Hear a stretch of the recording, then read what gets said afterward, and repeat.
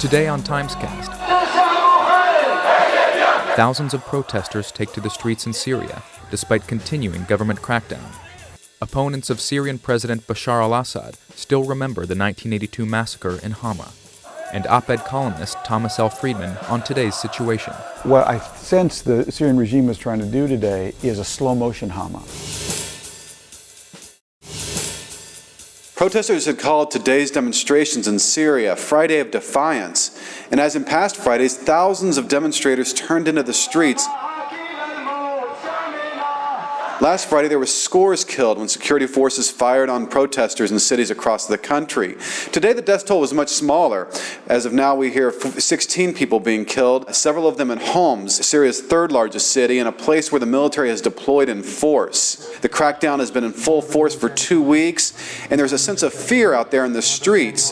There were no protests today in Hama, a town on the outskirts of Damascus that's seen thousands, even tens of thousands, turn into the streets before.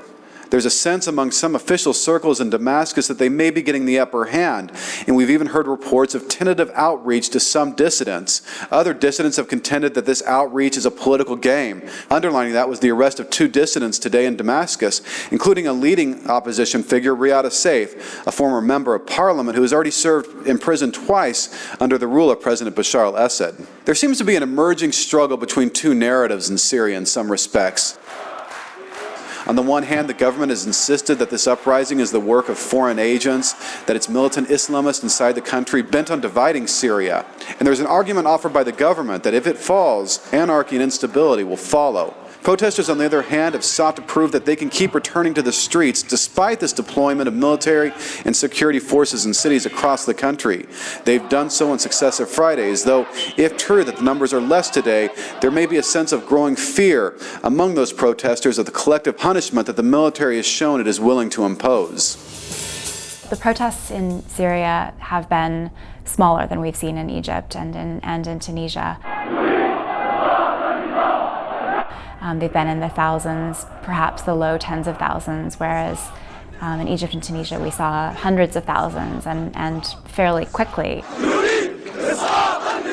And there are a couple of reasons for that. The first is that Syrians fear their government. You have people who simply disappear. You have these memories that are of the Hama massacre that are still very present in people's minds. The Hama massacre took place in February of 1982. President Hafez al-Assad, the father of the current president, decided to make an example of this central city, which was known as a stronghold of the Syrian Muslim Brotherhood that had launched a rebellion against his rule. And army units loyal to his younger brother, Rifat al-Assad, went into Hama and killed somewhere between low estimates are around 10,000 people and high estimates are around 80,000 people. The city of Hama has never recovered, and the people of Syria, really throughout Syria, have never forgotten the example of Hama. As a result, the political opposition in Syria has been driven so far onto the ground that, up until this present moment, it's basically been non-existent. People haven't had anything to attach their ambitions to.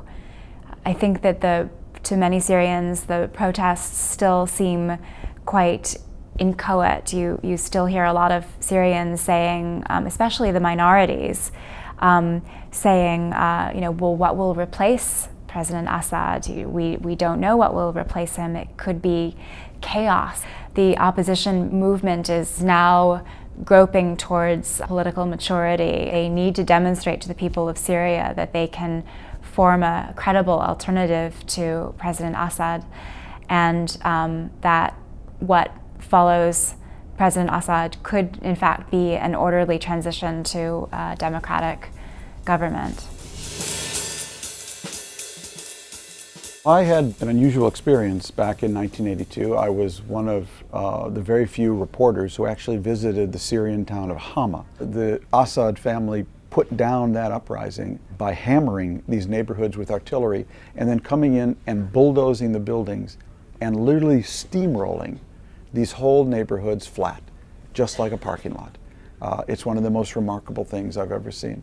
Eventually, wrote it in a chapter in my book, From Beirut to Jerusalem, a chapter called Hama Rules. And the argument was that Hama rules, which is what a lot of these Arab regimes play by, are no rules at all. You do whatever you have to do to survive. You kill however many people you need to kill. You see Hama rules playing out again today by Hafez al-Assad's son, Bashar al-Assad. He's trying to play by Hama rules, but it's a different age. And every time he kills somebody, there are thousands of tweets, there are cell phone cameras, there are video. So what I sense the Syrian regime is trying to do today is a slow motion Hama. Just not the big show, but just slowly, gradually do it, hopefully get the world inured to it, and that eventually be able to get away with it. I'm dubious myself. I think this Syrian regime is in real trouble. Syrians have lost their fear. They've got the technology to tell the world what's going on, and one really has to hope for the emergence there of some kind of a democratic movement. I'm also struck again by the word that really is guiding the Syrian revolution, silmiya, peaceful. Let's keep it peaceful. We're all in this together. Very striking, very unusual, just the opposite of Hama rules.